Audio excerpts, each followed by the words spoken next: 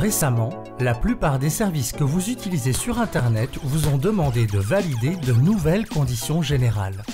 Mais si, rappelez-vous, ces fameuses conditions générales que vous ne lisez jamais en entier car elles sont interminables, mais que vous devez accepter pour pouvoir profiter de technologies gratuites devenues indispensables à votre vie quotidienne. Eh bien, vous ne le savez peut-être pas, mais ce petit geste apparemment anodin vient renforcer désormais la protection de votre vie privée sur la toile. Ceci est en fait le fruit de plusieurs années d'un combat politique intense face à de puissants lobbies. La protection des données sur la toile n'est pas qu'une question technique, c'est avant tout un enjeu fondamental et démocratique, car ce qu'il faut protéger en vérité, ce ne sont pas les données, mais les individus, c'est-à-dire vous, moi, tout le monde.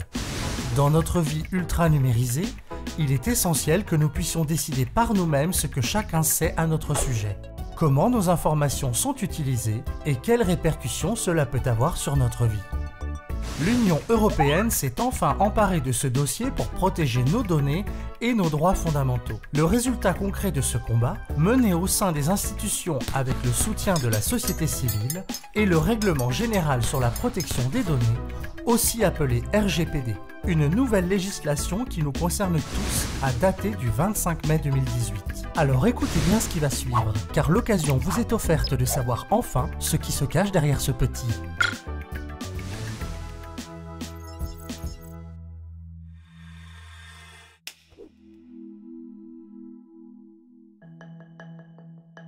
Autant pour les citoyens européens dont il vise à mieux protéger les données personnelles, que pour les entreprises qui vont devoir se mettre en conformité, le nouveau règlement général sur la protection des données est le fruit de 2 ans de débats acharnés et stratégiques au sein des institutions européennes. C'est l'eurodéputé écologiste Jan-Philipp Albrecht qui a accompagné le complexe processus législatif du RGPD, lancé par la commissaire Viviane Reding, jusqu'à son adoption définitive au Parlement européen en 2016.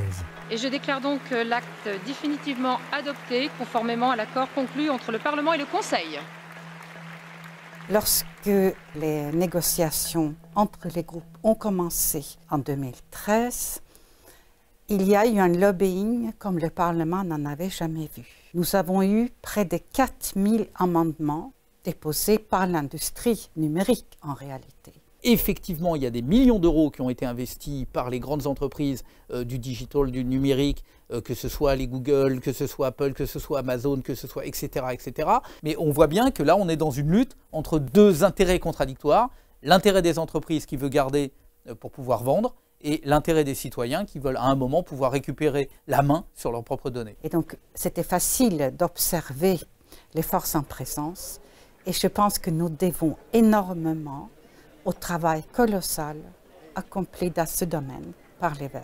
Ça a été un très long combat parce que nous touchions là à un modèle économique assez sauvage où beaucoup d'entreprises considèrent que les données personnelles, c'est l'or du XXIe siècle. Le modèle économique, il est assez simple en réalité. C'est la gratuité des services qui sont offerts, c'est-à-dire qu'on a des échanges, on a des plateformes, on a des relations. Tout ça est officiellement gratuit. La réalité, c'est que selon la formule consacrée, quand c'est gratuit, c'est que le produit, c'est vous. Mais je pense aujourd'hui que jamais nous aurions obtenu cette réglementation protectrice s'il n'y avait pas eu le scandale Snowden du mois de juin 2013. Edward Snowden, criminal or hero? I know it depends on who you ask, but this is clear. He is willing to offer up more of what he knows. The hacker who made headlines around the world with the most shocking and extensive intelligence revelations in history. Edward Snowden revealed that secret surveillance activities went far beyond what anyone thought possible. Companies like Google, Facebook, Apple and Microsoft got together with the NSA and provided direct access to the back ends of all communicating systems. I think that the public is owed an explanation of the motivations behind the people who make these disclosures. That's a fundamentally dangerous thing to democracy. On s'est aperçu que les États-Unis, avec la complicité de la Grande-Bretagne et d'autres pays, espionnaient jusqu'au président de la République française. Espionner le téléphone portable d'Angela Merkel. Et donc, ça veut dire qu'avec des schémas de mots-clés, par exemple, sur tous nos téléphones, tous nos ordinateurs, tout ce que nous pouvons écrire sur certains sujets, etc., remonte à la CIA ou ailleurs, qui vont pouvoir, comme ça, espionner la Terre entière. Donc c'est un combat de transparence et de démocratie d'un côté, face à l'opacité et à un monde qui est un monde militarisé quasiment sur toutes nos données personnelles. Donc Edward Snowden a payé de sa liberté, de sa carrière. Il a révélé au monde que Google, par exemple, fournissait à la NSA l'ensemble des données qu'il pouvait détenir sur nous. Et je pense que nous étions tous sensibles au fait que ce jeune homme, avec un avenir très brillant, s'est sacrifié pour que nous puissions nous protéger. Donc ça a été un turning point dans les négociations. La seule chose que nous pouvons faire, et on l'a fait, c'est de se battre pour qu'il y ait une directive de protection des lanceurs d'alerte en Europe, parce qu'il faut que les gens qui effectivement sont au courant et qui ont envie de dénoncer des faits qui sont des faits de fraude ou des faits de détournement des données, il faut que ces gens soient protégés de la même manière qu'on protège par exemple dans une autre entreprise un délégué syndical. Voilà. Il faut qu'on ait une vraie protection des lanceurs d'alerte et c'est ce à quoi on s'est employé au sein du Parlement européen et ça a été repris d'ailleurs maintenant par la Commission. Plusieurs scandales internationaux ont montré que la manipulation de nos données personnelles pouvait avoir aussi des répercussions électorales inquiétantes. L'exploitation cynique du Big Data dans l'affaire Cambridge Analytica en est la preuve. Les données de quelques 87 millions d'utilisateurs de Facebook se sont retrouvées entre les mains de cette firme d'analyse de données qui a par la suite travaillé pour la campagne de Donald Trump à la présidentielle américaine de 2016. Le réseau social le plus populaire au monde est également pointé du doigt pour avoir servi d'outil de désinformation et de manipulation politique, à l'occasion du vote sur le Brexit au Royaume-Uni. Le géant du numérique a également reconnu que les données de quasiment tous ses utilisateurs, soit plus de 2 milliards de personnes, ont pu à un moment ou à un autre être récupérées sans leur consentement par les entreprises. Mr. Zuckerberg, would you be comfortable sharing with us the name of the hotel you stayed in last night?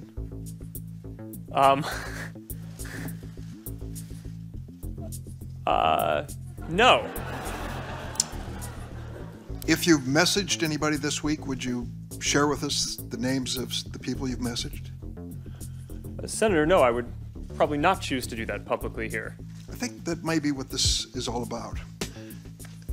Your right to privacy, the limits of your right to privacy, and how much you give away in modern America in the name of, quote, connecting people around the world. En termes de démocratie, on a une atteinte à la liberté individuelle qui est extrêmement forte. On vient fouiller dans votre vie et on s'en sert. Et c'est pour ça qu'il faut se battre pour la transparence. Parce qu'il n'y a pas eu besoin d'aller attaquer même Cambridge Analytica. Le fait que ça soit connu et que ça devienne public fait que cette société est obligée de déposer le bilan. Donc ça prouve bien que les citoyens et les citoyennes ne veulent pas de ce monde-là. Les scandales récents comme Cambridge Analytica a bien montré combien l'entrée en vigueur de cette protection générale des données est important pour les citoyens européens. Voici ce que le règlement général sur la protection des données change pour nous tous. Un service Internet est désormais obligé d'obtenir notre consentement en ce qui concerne le traitement de nos données. Il doit être demandé sous une forme compréhensible et accessible, formulée en des termes clairs et simples. En un mot, notre consentement doit être éclairé. Adieu les conditions générales interminables.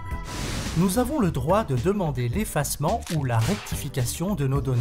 Nous avons le droit de demander toutes les informations qu'un site ou une entreprise a sur nous. Nous avons le droit à ce que nos données se transfèrent d'un service à l'autre si nous voulons en changer.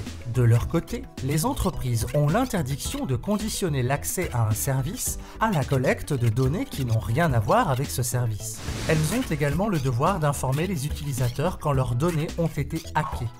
Et si elles ne respectent pas les termes du règlement, elles s'exposent à des amendes allant jusqu'à 4% de leur chiffre d'affaires mondial. Enfin, si l'Union européenne protège les citoyens, elle leur donne aussi les moyens d'agir pour faire respecter ces nouveaux droits. Quelle que soit la nationalité de l'entreprise incriminée, chaque consommateur européen peut porter plainte auprès des autorités de protection de données de son pays. Une telle plainte peut être également portée de manière collective par une association. Le RGPD est loin d'être le premier combat des écologistes européens pour la protection des libertés numériques. Grâce notamment à une forte mobilisation citoyenne, nous avions par exemple pu empêcher un accord commercial avec les USA qui visait à restreindre les libertés numériques sous couvert de lutte anti-contrefaçon. En 2013, les eurodéputés avaient aussi rejeté le PNR, le registre visant à collecter les données personnelles de tous les passagers aériens sans aucun élément de suspicion. Les écologistes ont vivement dénoncé ces dérives comme une surveillance de masse aussi inefficace que coûteuse. Le PNR a néanmoins fini par être adopté en 2016 sous la pression des gouvernements et en particulier de la France qui a osé le présenter comme une solution miracle au terrorisme. Mais aujourd'hui, le combat continue. Un texte européen important est en cours de discussion, le règlement e-privacy. Il spécifie les règles de protection des données qui s'appliqueront pour le secteur des communications électroniques, telles WhatsApp ou Skype, ainsi que les règles pour encadrer le traçage de nos activités sur Internet. Tout l'enjeu, c'est que cette réglementation-là ne soit pas plus faible que celle contenue dans le règlement général de protection des données, parce que les lobbyistes sont toujours là et cherchent à revoir à la baisse la protection générale.